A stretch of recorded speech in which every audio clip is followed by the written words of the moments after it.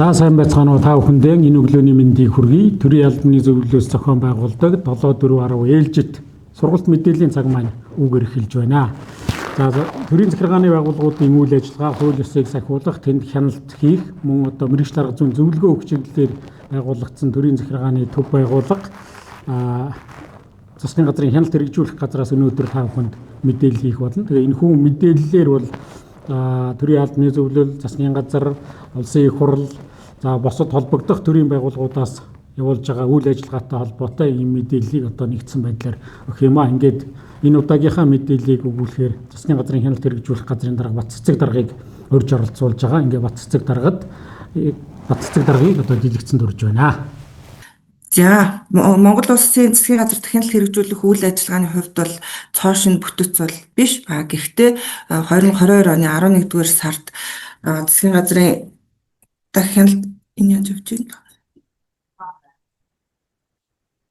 байна? Засгийн газар хяналтын тухай хууль батлагдсан. За энэ хуулиар бол манай байгууллага засгийн газрын бүтцийн бүхэл байгууллагууд болох захиргааны төв байгууллага, төрийн захиргааны төв байгууллага, төрийн захиргааны байгууллага, төрийн өмчт үйлдвэрийн газруудын хууль тогтоомжийг сахиулах, сахилах хариуцлагыг дээшлүүлэх, бүтээмжийг нэмэгдүүлэх, хөгжлийн бодлого төлөлтийн баримтчиг шийдвэрийн хэрэгжилтийг хянах, засгийн газраас харьяа байгууллага болон албан тушаалтанд хяналт тавих чиглэлээр одоо үйл ажиллагаа явуулах эрх зүйн үндслэл бол бүрдсэн. За үүнийхээ дараа 2022 оны 12 дугаар сарын 21-ээс манай байгууллага үйл ажиллагаа явуулж эхлүүлсэн. За ингээд 2024 оны 12 дугаар сарын 25-ны өдөр бол манайх дүрмээ шинжилэн батлаад ингээ үйл ажиллагаа явуулж байна.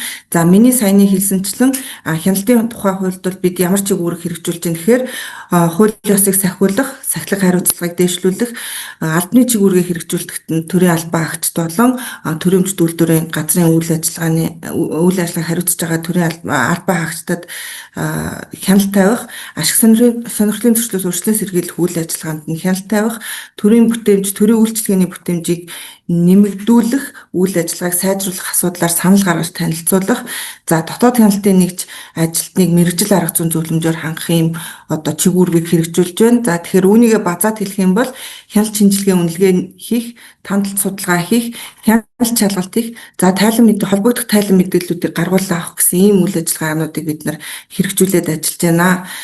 За хяналт шинжилгээ үнэлгээ хийх үйл ажиллагаа маань ямар одоо хүрээнд хийгддэг вэ гэхээр та бүхэн мэдж байгаа. Бид 25 оны 7 сарын хүртэлх хугацаанд Монгол Улсын хууль тогтоомж хөгжлийн бодлого хөтөлбөрт одоо хяналт шинжилгээ үнэлгээ хэрэгжилтэнд нь хяналт шинжилгээ үнэлгээ хийх ажлыг бол улсын хэмжээнд удирдан зохион байгуулж байлаа. За 2025 оны 7 сард засгийн газрын тухай хуульд нэмэлт өөрчлөлт орсноос хойш хууль тогтоомжийг хэрэгжилтэнд одоо хяналт тавих чиг үүрэг бол засгийн газрын хэрэг эрхлэх газар дээр түүнээс бусад одоо чиг үүрэг маань хяналт хэрэгжүүлэх газар дээр үлдсэн. Тэгэхээр бид байгууллага албан тушаалтан хөгжлийн бодлого төлөлтийн баримтчиг шийдвэрийг хэрэгжүүлж байгаа үйл ажиллагаанд захиргааны үйл ажиллагааг үнэлж дүгнэх ажлыг улсын хэмжээнд нэгдсэн байдлаар зохион байгуулах ажлыг хийж байна.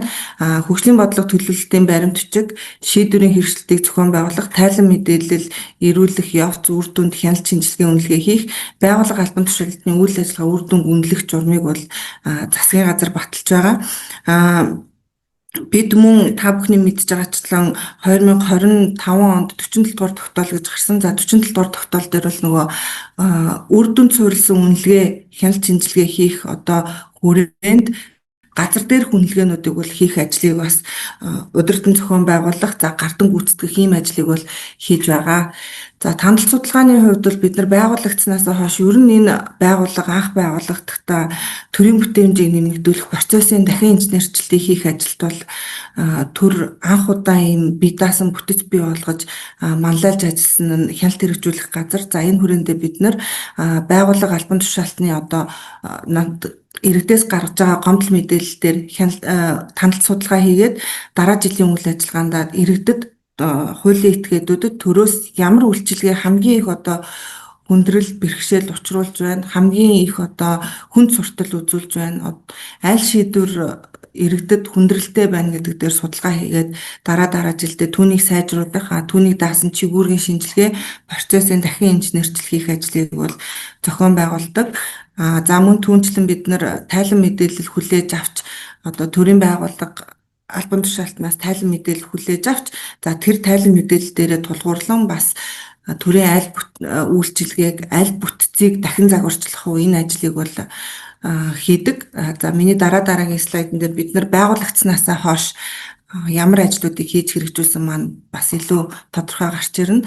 За хяналт шалгалтын хувьд бол яа харахгүй одоо манай байгууллагын бас үндсэн чиглэлийн нэг. Тэгэхээр засгийн газрын шийдвэрээр эсвэл Монгол Улсын ерөнхий сайд, эсвэл эдийн засаг хөгжлийн сайд, эсвэл өөрийн санаачлагаар, эсвэл гомдол мэдээллийн дагуу засгийн газрын хяналт хэрэгжүүлэх газар маань удирдамжтай хяналт шалгалт оруулдаг. Тэгэхээр үндсэндээ энэ одоо 3 субъектээс ирүүлсэн чиглэлийн дагуу болон өөрийн санаачлагаар гэдэг маань бид нар өмнөх жилүүдийн тандан судалгаан дээр үндэслээд хяналт шалгалтын ажлыг бол эрхэлдэг.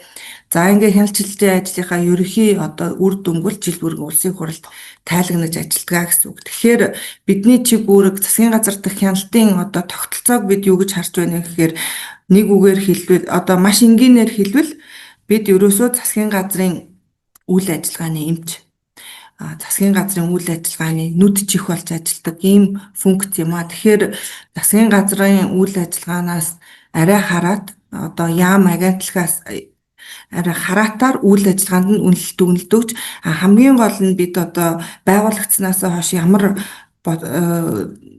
зарчим баримталж ийн вэ гэхээр болохгүй байгаагаа сайжруулъя. Яаж сайжруулах арга замыг нь хууль зүйн бөгөөд одоо мэргэжил арга зүйн хүрээнд нь зөвлөн туслах чиглэлээр бол ажилласаар ирсэн. За ингээд би түрүү хэлсэн энэ хугацаанд бид нар юу хийвэ гэж засгийн газрын 43 дугаар тогтоолоор баталсан журмыг батлуулсан. Энд маань хяналт шинжилгээ хийх журам, үнэлгээ хийх журам, байгууллагын үр дүнг үнэлэх журам гэдэг. Энэ та бүхний зарим нь бас энэ журмыг өдөр тутам үйл ажиллагаанд хэрэгжилж байгаа байх. Бид урд нь яаж одоо хийсэн ажлаа үнэлдэг байваа, засгийн газар яаж үнэлдэг байваа гэхээр бид нар дандаа процесс үнэлдэг байсан. Тэгээ 30 70 100-аар. Тэгэхээр процесс үнэлээд ирэхээр жишээлбэл нэг хөтөлбөр одоо хэрэгжүүлнэ гэж заацныгаа бид нар тайлан өгтөө энэ хүрээнд сургалт зохион байгууллаа 70%. Тэр байгууллага руу энийг хийхээр хандлаа, засгийн газар танилцууллаа 100% гэдэг. За яг үнэндээ нөгөө хөтөлбөр нь хэрэгжүүлсэн юм байхгүй. Тэгэхээр энэ одоо алдаа дутагдлаа залруулж одоо үр дүнд суурилсан хяналт шинжилгээ үнэлгээ хийх одоо боломжийг бол 43 дугаар тогтоолоор бүрдүүлсэн. Тэгэхээр бид нар одоо ерөөсөө байгууллага процессоо бичих биш ямар энэ арга хэмжээг хэрэгжүүлэхэд ямар одоо шалгуур үзүүлэлт тавьсан, ямар үр дүнд хүрэхээр зорьсон түүнийг л бичнэ гэсэн үг. Тэгэхээр нөгөө 85-аас доошх нь бол хэрэгжээгүй, 85-аас дээш үнэлэгдэж байгаа хувь нь хэрэгцсэн гэж үнэлэгдэж байгаа. Тэгээ энэ хүрээндээ одоо бидний өмнө нь засгийн газрын бодлого хөтөлбөрүүд хууль тогтоомжийн хэрэгжилтийн үнэлгээ бол өндөр гардаг байсан бол энэ жилээс нөгөө буугаад ирсэн. Одоо энэ жилийн хөгжлийн жилийн төлөвлөгөөлөхэд 28.6% үнэлэгдсэн хагас жилээр. Тэгэхээр энэ юуг харуулад байна вэ гэхээр байгууллагууд маш их ажил хийдэг. Ажил хийхдээ процесс хийдэг. Процессоо нэгтгэж нөгөө үр дүн болгож харуулах ажил маань бас сул байгааг харуулж байгаа. За энэ чиглэлээр бол бид нар төсвийн ерөнхийлөн захирагч нартай илүү бас зөвлөмж мэдээлэл өгөх чиглэлээр бол илүү нягт ажиллаж байна. За дараа нь бид нар урт олон дунд богино хугацааны бодлогын баримтчиг болон хууль тогтоомжийн шийдвэр, үйл ажиллагаанд хяналт шинжилгээ, үнэлгээ хийх ажлуудыг хийж байгаа. За 2021-с 25 онд Монгол Улсыг хөгжүүлэх үндсэн чиглэл, засгийн газрын үйл ажиллагааны мөрийн хөтөлбөр, Монгол Улсын хөгжлийн жилийн одоо манай байгуулагдсанаас хойш 23, 24, 25 оны биелэлд хууль тогтоомжийн биелэлдээр бол одоо нийт 36 удаагийн тайлан мэдээлэл засгийн газарт хөргүүлээд их хурлын чуулганд одоо танилцуулсан. За бидний хувьд бол яг одоогоор 5 жилийн үндсэн чиглэлийн нэгдсэн тайлан болон хууль тогтоомжийн биелэлд 25 оны хагас жилээр бол их хурл танилцуулахаар одоо ингээд товоо хүлээж байгаа, хөргүүлсэн байгаа. Зүгээр та бүхэндээ мэдээллийн чанартай дуустахад бид нар 5 жилийн үндсэн чиглэл жишээлбэл нийт 47 зорилт төлөвлөөд 243 үр дүн төлөвлөсөн. За энэ 243 үр дүнгээс дөнгөж 34 болохоор 85-аас дээш буюу хэрэгжилт зорилтондоо хүрсэн гэдэг юм үзүүлэлттэй явж байгаа. Тэгэхээр бид бол энэ засгийн газрын байгууллагуудын хэрэгжүүлээд байгаа хөгжлийн зорилт хөтөлбөртөө одоо хүрэх зорилтуудыг бол илүү үр дүнтэй зөв шийдлэр зохион байгуулах хүрээнд эдийн засгийн хөгжлийн яамтай нэгт хамтран ажиллаад за одоо яг энэ мөчид засгийн газрын хуралдаанд одоо танилцуулагдаад их хурал дөрвөн барихад бэлэн болсон дараагийн 5 жилийн үндсэн чиглэлээр бол илүү их одоо анхаарч ажиллаа. Тэгэхээр дараагийн 5 жилийн үндсэн чиглэл бол илүү үр дүнд суурилсан үр дүн болгонд одоо зорилт болгон дээрээ үйл ажиллагаа болгон дээрээ шалгуур үзүүлэлтийг нь тодорхой тавьж өгсөн ийм баримтчиг болж байгаа. Тэгэхээр та нар ч гэсэн бас энэ дээр ажилласан болов уу гэж бодож байгаа. За мөн бидний одоо томоохон хийсэн ажил маань Монгол Улсын хөгжлийн бодлогын үнэлгээний чадварыг анх удаа Азийн орнуудад үнэллээ. Тэгэхээр нөгөө 10 хүртэл тоогоор үнэлэгддэг одоо энэ хүн инсэ гээд олон улсын одоо үнэлгээний чадварын индекс Монгол улсад бол 10 оноос 4.4-тэйгээр үнэлэгдсэн. За тэгээд энэ үнэлгээгээ бид нар Азийн одоо зүүн Азийн орнуудад танилцуулж Монгол улс анх удаа одоо өөрийнхөө үйл ажиллагааг үнэлсэн үнэлгээ маань бас жишг болоод явж байгаа. Үүнийгээ бид нар олон улсад танилцуулах, олон улсын байгууллагуудаа хамтарч ажиллах, за цаашлаад нөгөө хэрэгжилтийг нь илүү одоо бодиттой үр дүнтэй болгож энэ үнэлгээний индексийг нэмэгдүүлэх чиглэлээр бол бас төрийн байгууллагуудтай хамтарч ажиллаж байна.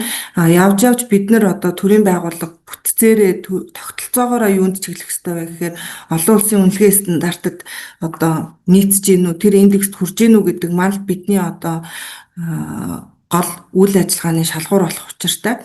Тэгэхээр бид нар энэ үнэлгээний индексийг нэмэгдүүлэх, энэ шалгуур үзүүлэлтүүдэд одоо хүрэх төрийн байгууллагуудын ирмэлцлүүдийг зөв голдролд нь оруулах чиглэлээр бол бас хамтарч ажиллаж байна. За бидний дараагийн үйл ажиллагаа бол Девал гэдэг Германы байгууллагатай бодлогын үнэлгээ хийх ажлыг бол эхлүүлж байна. За бидний төлөвлөснөөр энэ жилийн сүүлээр дуусах ёстой бодлогын үнэлгээний ажил маань бүтэн жилийн хугацаанд хийгддэг ажил юм байна. Бид бол хамгийн анхны хамтарсан одоо гадаадын судлаачид болон Монгол Улсын төрийн байгууллагын албан агч нар экспертүүд нийлсэн ийм судалгааны багийг 2025 оны 12 сар хүртэл ажилуулад ерөнхийлөгчийн зарилгаар батлагдсан хүнсний аюулгүй байдал хангамжийн чиглэлээрх зарлагын хэрэгжилтэнд одоо бодлогод нь үнэлгээ хийх ажлыг бол бас эхлүүлээд ингээ бэлтгэл ажлыг хангаа явж байна. За өнгөрсөн саруудад Девалаас бас судлаач экспертүүд ирж төрийн байгууллагын албан агчид сургалт орсон. Та бүхэн тэрэн дээр бас танай байгууллагын зарим албан агч нар хамрагдсан гэдэгт би итгэлтэй байна. За ингээд бид байгууллага маань байгуулагдаад үйл ажиллагаа маань жигдэрлээ. Нөгөө төрийн байгууллагын тогтолцоог сайжруулах, бүтцийг илүү оновчлох гэдэг. Тэгэхээр яах аргагүй төрийн байгууллагад ажиллаж байгаа албан агчдын мэдлэг ойлголтыг нэмэгдүүлэх, заавал практик дээр сургах үйл ажиллагаа бол зайлшгүй чухал байдаг. За энэ удаа ийм чиглэлээрээ бид нар олон улсын байгууллагатай ч тэр удирдлагын ахтын болон дотоодын одоо төрийн бас байгууллагуудтай хамтарсан сургалтуудыг бол орж байна. За зөв зүйтэй бодлого юунаас эхлэх юм бэ гэхээр зөв зүйтэй үр дүнгээ үнэлсэн үү гэдгээс эхэлнэ. Бид үр дүнгээ зөв үнэлж алдаа дутагдлаа одоо саад бэрхшээлээ сорилтуудаа зөв тодорхойлж чадчихвэж бодлогын одоо зорилтууд маань дараагийнхтаа илүү зөв оновчтой тодорхойлогдох учиртай. Тэгэхээр манай байгууллага бол энэ төрийн байгууллагууд доторх үнэлгээчдийг чадварчуулах, дотоод аудитын чивүүрийг хэрэгжилж байгаа албан агчдыг чадварчуулах, за нөгөө доктор суурьшилтай ажиллуулах чиглэлээр бол бас нэлээд анхаарч ажиллаж байна. За энэ хүрээндээ бид нар төрийн нарийн бичгийн даргуудтай ч тэр агентлагийн дарга нартай ч тэр төрийн албан агчийг ажлын байран дээр нь мэргэшүүлэх боломжийг бас их олгож өгөөч гэдэг одоо саналуудыг тавиад хамтраад одоо ажиллаж байна. Мэргэсэн үнэлгээчин гэдэг одоо ажлын байр бол яг үүндээ бас бидний хувьд шинэ байна. Тэгээд одоо бусад төрийн албан агчдын албан тушаалттай хараад ахаар харьцангуй бас нөгөө доктортой бас байдал ажиглагдаж байгаа. Тэгэхээр үүнийг докторжуулах тэгээд төрийн албан агчийг нэгэнт бид нар одоо үнэлгээчин гэдэг одоо мэргэжлийг одоо их сургуулийн түвшинд ч гэсэн төрийн албанд бэлдэж чадахгүй байгаа учраас ажлын байран дээр мэрэгшүүлж бэлдэх ажлыг бол илүү их одоо анхаарч ажиллаж байна. За дээрэс нь би түрүүнд дурдаад өнгөрсөн нөгөө процессын дахин инженерчил хийхэд төрийн байгууллагад ажиллаж байгаа албан агчдын процессын дахин инженерчлийн талаарх мэдлэг ойлголт маш чухал. За анхан шатны одоо процессын дахин инженерчлийг бол хийх чадамж бас хэрэгтэй. Тэгэхээр Монгол улсад одоо манай байгууллага хуулиараа процессын дахин инженерчил хийх чиг үүргийг хэрэгжүүлж байгаа хувьд 100 гаруй албан хаагчид тэр дотроо манай дээр процессын дахин инженерчлийг нэг 10 гаруй хилцээний 10 гаруй ажилтнууд хийж байгаа. Тэгэхээр тэр болгон маань энэ төрийн одоо 16 ям 38 40-од агентлаг байна уу да тэднэрт хүрч ажиллана гэдэг бол хүндрэлтэй. Тэгэхээр бид одоо ямар бодлого барьж байна вэ гэхээр төрийн албан хаагчдыг процессын дахин инженерчлэлээр тухайн байгууллагт одоо тодорхой тооны албан хаагчдыг бэлтгэж манай байгууллагатай хамтарч ажиллах ингэснээрээ үр дүнд одоо арай илүү богино хугацаанд дүнд хүрэх боломжийг эрэлхийлж байгаа. Бидний өмнө хийсэн процессын дахин инженерчлийн үр дүнгээс бол харагдаж байгаа. Хамгийн сүүлд бид нэр цагдаагийн ерөнхий газартай хамтарсан ажлын хэсэг байгуулад одоо нэг 57 оны бүрэлдэхүүнтэй цагдаагийн ерөнхий газрын албан хаагчдаас 100 гаруй оны бүрэлдэхүүнтэй ийм процессын дахин инженерчлийн ажил хагас жил гаруй хугацаанд хийгдлээ. Үр дүн нь бол одоо ингээд эцэлэгдэж байгаа. Тэгэхээр энэ ажлыг одоо байгууллага дотроо ойлгож одоо анхан шатны процессын дахин инженерчлийг хийх албан хаагчдыг бэлтгэх чиглэлээр бол бид бас төрийн байгууллагуудтай за сургалтын байгууллагуудтай дээрэс нь сүүлийн үед бол их хурлын түвшинд энэ асуудлыг маш одоо хурцаар тавьдаг болсон засгийн газраас шаарддаг болсон. Тэгэхээр их хурлын одоо байнгын ороонд ирэхэд их хурлын гишүүдээр ахлуулсан ажлын хэсгийн экспертүүдтэй бас хамтарч ажиллаад энэ ажлуудыг хэрэгжүүлээ явж байна. За бид энэ хугацаанд 4 чиглэлээр одоо процессын дахин инженерчлийн ажлыг гүйцэтгэсэн. Хөтөлбөрийн нийгмийн хамгааллын яам дээр анхны одоо энэ байгуулагдсанаас хойш анхны процессын дахин инженерчлийг хийсэн. Эрүүл мэндийн салбар дээр хийсэн. Байгаль орчин цаг уур амьсгалын өөрчлөлтийн салбар буюу одоо байгаль орчны яам ан газар дээр хийгдсэн.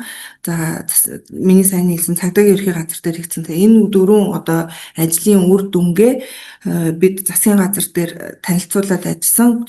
Бүгдээрэн дээр нь одоо тэмдэглэл гарсан байгаа. Тэгэхээр холбогдох байгууллагууд дээр бол энэ процессын дахин инженерчлийн үр дүнгээр хийгдэх ажлууд засгийн газрын тэмдэглэл тогтоол хэлбэрээр үүрэг болоод явж байгаа гэсэн үг. Манайх ер нь одоо хийсэн ажлууд маань яадаг вэ гэхээр шууд засгийн газар дээр эсвэл их хурл дээр танилцуулагддаг ийм юутай хууль эрх зүйн орчинтой. Тэгэхээр бид санал дүгнэлт гаргана. Засгийн газар санал дүгнэлтийг хэлэлцэн.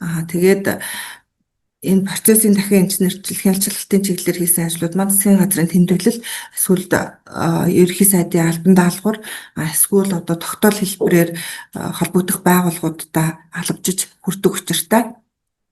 За иргэдийн хувьд бид иргэдээс төрийн байгууллага албан тушаалтанд эргэж байгаа эрүүлж байгаа өргөдөл гомдлыг бид нар хагас бүтэн жилээр тайлан нь гаргаад юун дээр засгийн газарт танилцуулдаг.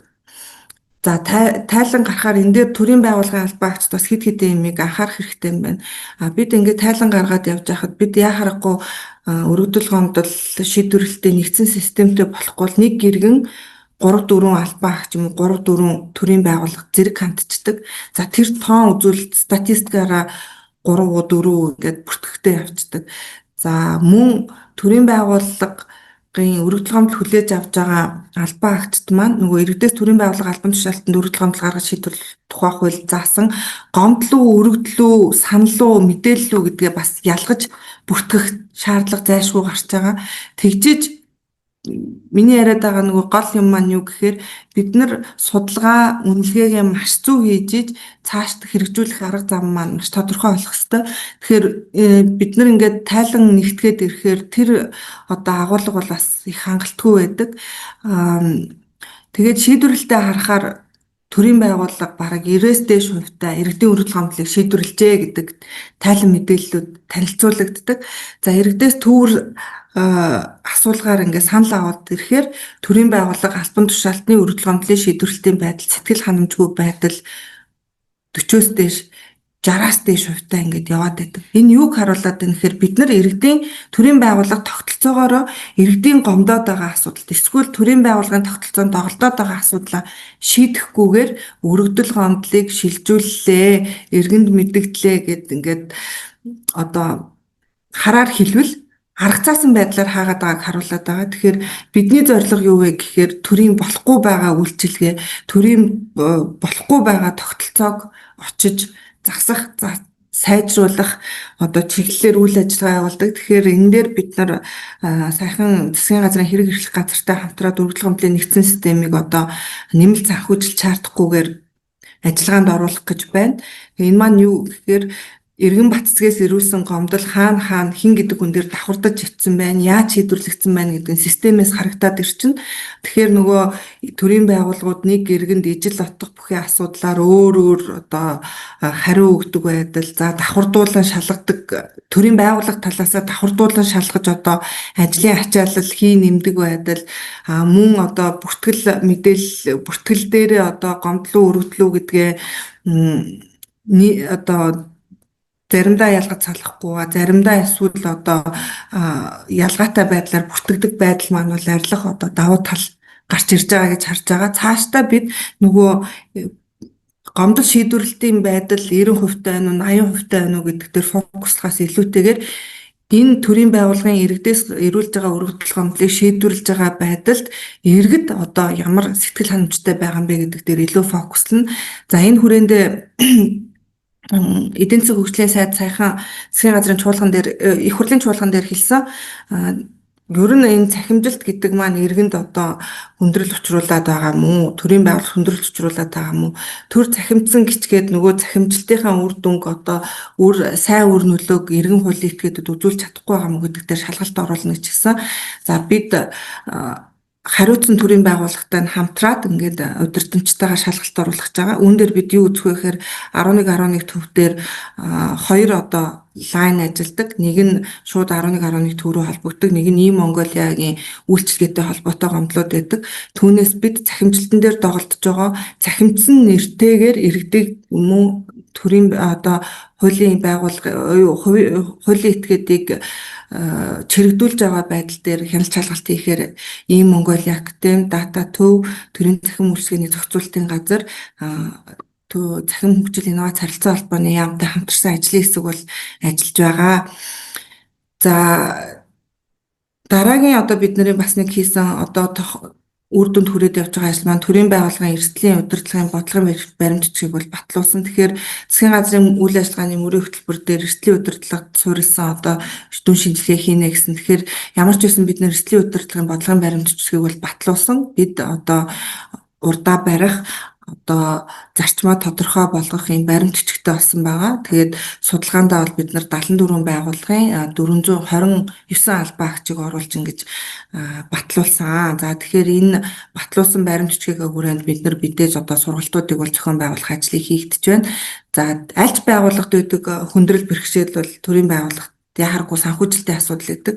Та бүхнийг нийлүүлээд уулзъя гэхээр санхүүжилтийн асуудал байгаа учраас бид нар энийг илүү их цахимаар эсвэл удирдлагын активтай хамтраад одоо нөгөө цахим сургалтын платформонд нь тавих үед юм уу тэр чиглэлээр ажиллаж байна. За түүнчлэн бид нар өөрсдийнхөө цахим одоо хаягаар төрийн албан агчид иргэд хуулийн этгээдэд чиглэсэн ийм богино хэмжээний сургалтуудыг одоо тавих ажлыг бол эхнээс нь хийгээд явж байна. Манай эхний одоо мэдээлэл бол процессын дахин инженерчлэлийн чиглэлээр удахгүй одоо манай сайтанд тавигдана гэж тавигдахаар ажиллаж байна.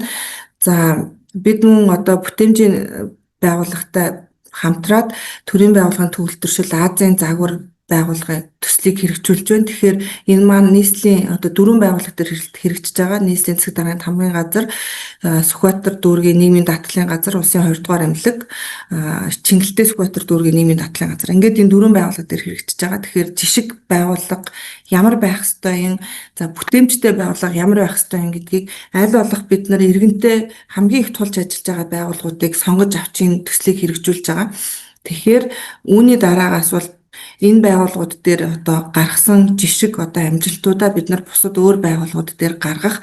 За энэ байгууллагын маань албан хаагчид мөн одоо бусад байгууллагуудад очиж бүтээмжийг дээшлүүлэх чиглэлээр одоо ямар үйл ажиллагаа хэрэгжүүлэх ёстой юм бэ гэдэг дээр бол цаашдаа бид нар үйл ажиллагаа илүү өргөжүүлж ажиллана гэж бодож байгаа. Энэ удаагийн одоо энэ жилийн хувьд бол бид нар 4 байгууллагыг авсан.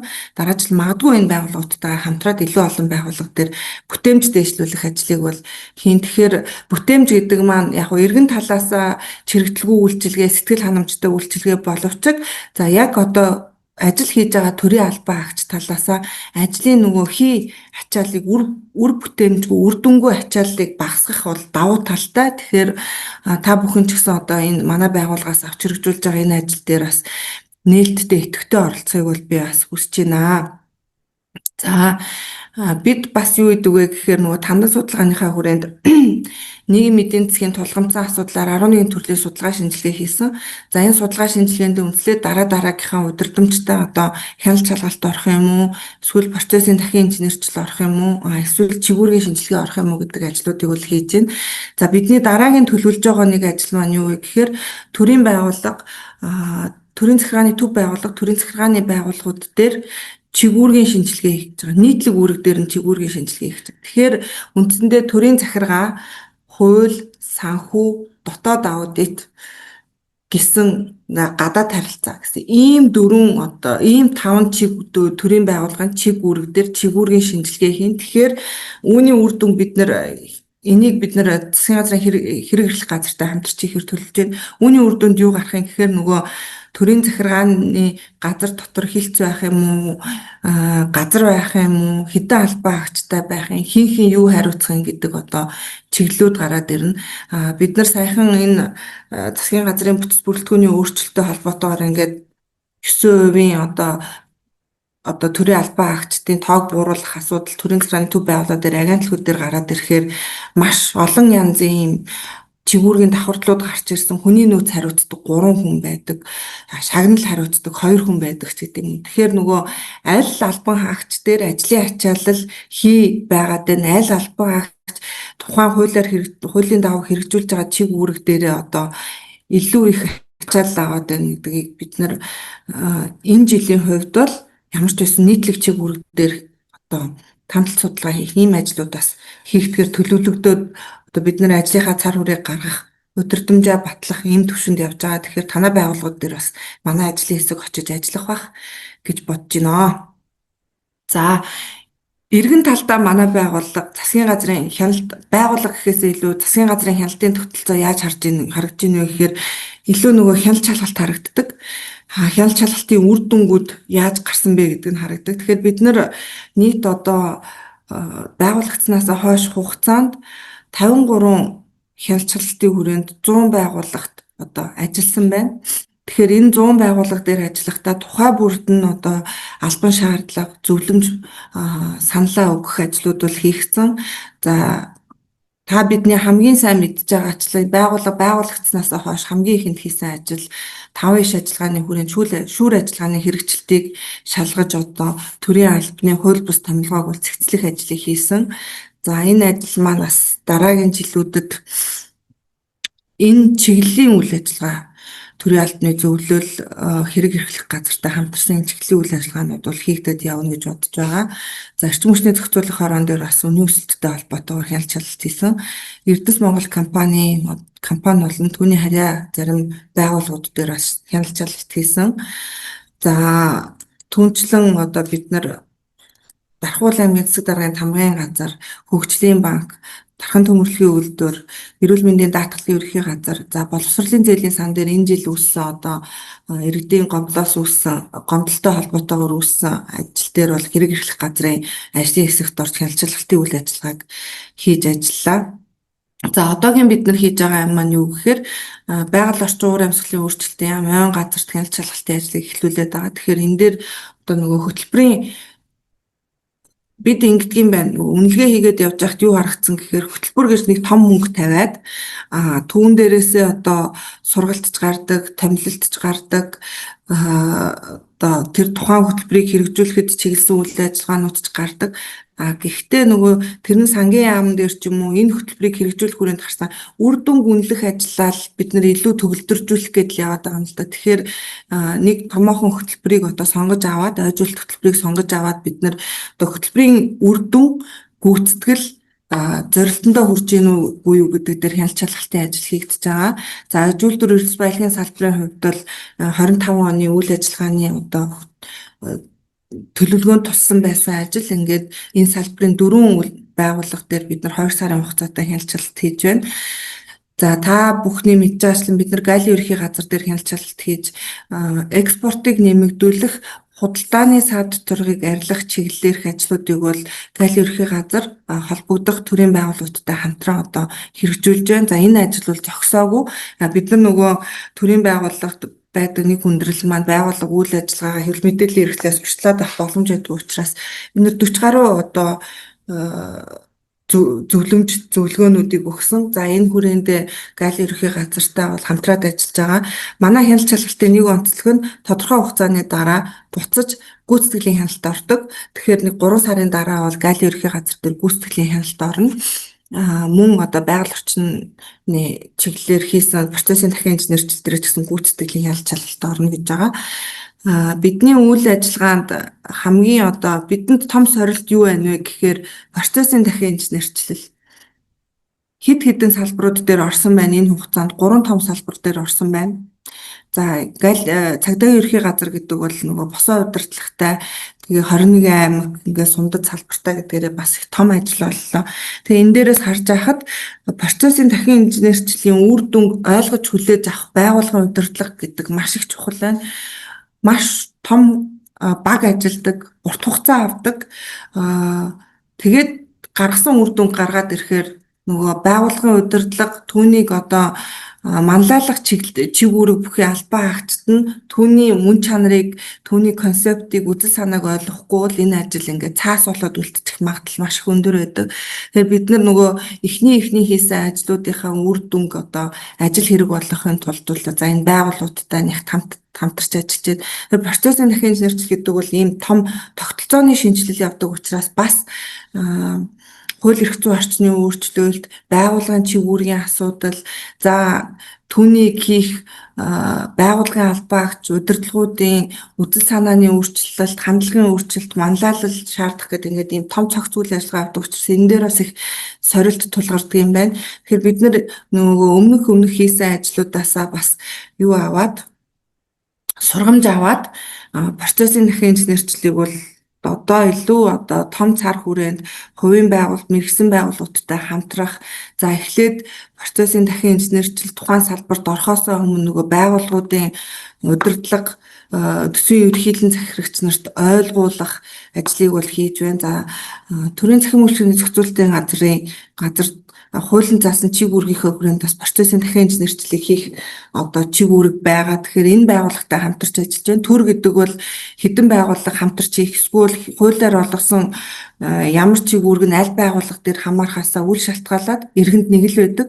Тэгэхээр энэ манай ажил, танай ажил гэхээсээ илүү бид хамтраад үйл ажиллагааг сайжруулах, гарч байгаа гарцаал одоо илүү чанаржуулах чиглэлээр бол бид нэр аль болох олон байгууллагын оролцоотой, аль болох олон удирдлагын одоо манлайллыг илүү одоо сайжруулах хүрээнд бол хамтарч ажиллах ажлуудыг зохион байгуулж ажиллаж байна.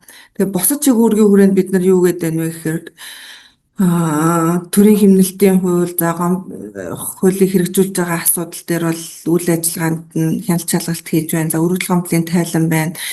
За бид нар нийслэл дээр мөн бас нийслэлийн засаг дарганы хамгаалалтын газрын үйл ажиллагаан дээр үнэлгээний ажлууд хийсэн. Тэгэхээр нөгөө яагаад нийслэлийг сонгоод авчваа гэхээр иргэдийн хагасаас илүү одоо төвлөрч байгаа төрийн байгууллагуудын бүх одоо иргэнтэй болон бизнестэй чиглэж байгаа үйл ажиллагаануудын цөмөн нийслэл дээр явж байгаа гэдгээр одоо энийг нийслэлийн засаг дарганы хамгаалалтын газартай хамтарсан ажлууд хийгдээд явж байна. Тэгэхээр түүн дээр бид нар үйл ажиллагаа төр засаг дарганы хамгаалалтын газрын чиг үүргийн шинжилгээ болон одоо иргэдийн өргөдөл гомдол дээр илүү төвлөрч ажиллаа. За үүний одоо үр дүнг нь харахаар иргэд илүү газартай холбоотой асуудал дээр гомдолтой байна. За нийслэлийн засаг дарганы хамгаалалтын газар дээр нөгөө цахимжилт одоо жишээлбэл зөвшөөрлөх үйл ажиллагаа 100% захимцсан гэж байгаа боловч иргэд хандахаараа 5-7 өдрийг одоо зарцуулж байна гэдэг ч юм уу. Бид нар илүү нөгөө үр дүнг үзээд байгаа. Цаасан дээр гаргасан шийдвэр, цаасан дээр баталсан хууль маань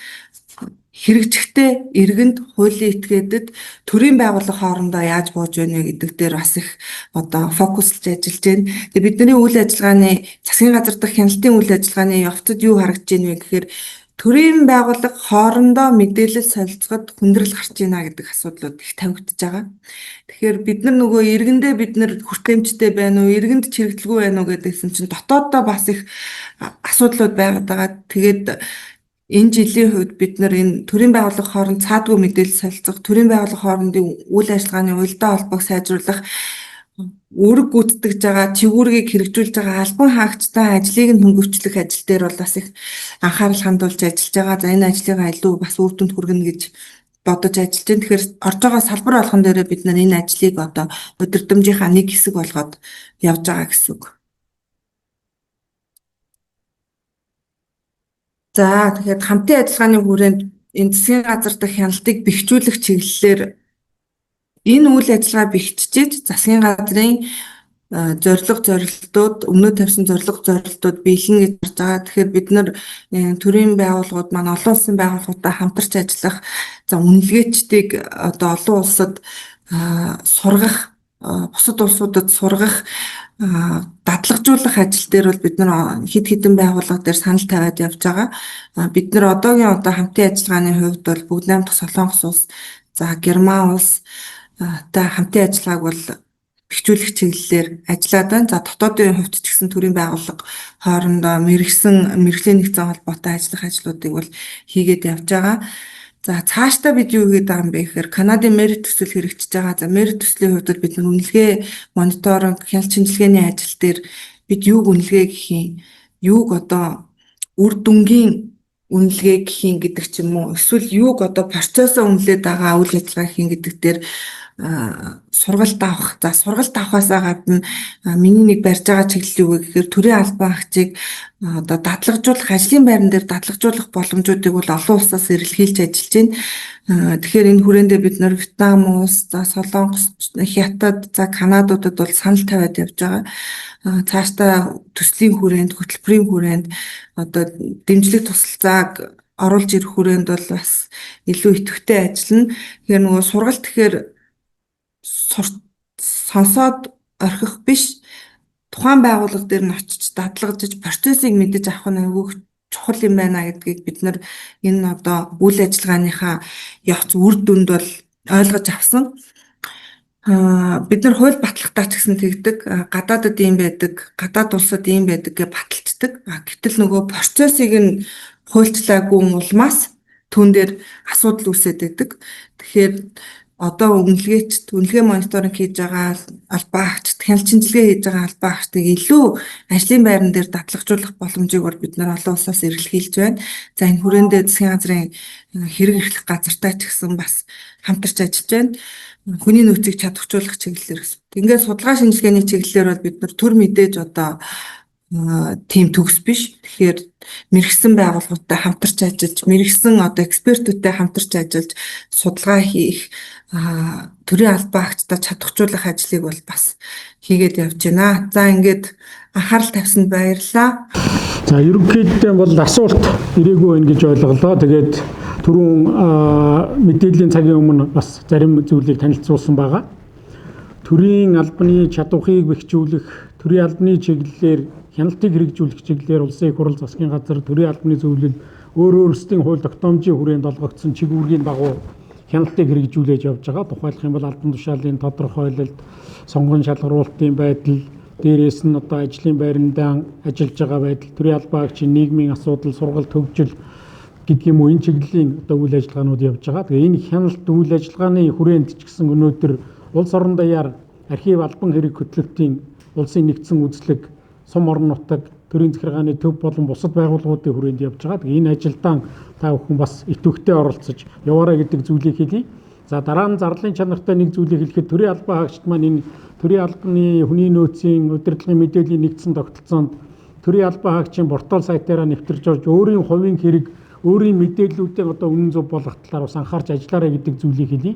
Энэ зүйлээс болоод одоо архив албан хэрэг хөтөлбөртийн үзлэгээр та бүхний байгууллагын болоод хүний нөөцийн ажлын оноо бай бас дутуу орсон байхыг үгүйсэхгүй шүү. Тийм учраас энэ дээр анхаарал хандуулаарай гэдэг зүйлийг хэлье. За дараагийн нэг зүйл маань болохоор зэрэг GDS-ийн одоо сургалтын хөтөлбөрийг та бүхэнд өмнө нь тус хөтөлбөрийн ажилтнууд бас мэдээлсэн байгаа. Бид төрийн албаны зөвлөлийн пэйж хуудас захин мэдээллээр та бүхэнд бас мэдээлж байгаа. Энэ хугацаа маань удахгүй одоо дуусах гэж байгаа. Тийм учраас хэлний болцсон шаардлагыг хангасан, албан тушаалд ажилласан туршлагын шаардлагыг хангасан ийм сонирхогч одоо албан хаагчид байвал бас эндээ идэвхтэй ороорой гэдэг зүйлийг та бүхэндээ зөвлөн мэдээлэх байна. Ингээд энэ удаагийн мэдээллийн цаг үүгээр өндөрлж байна. Та бүхний ажилд амжилт хүсье.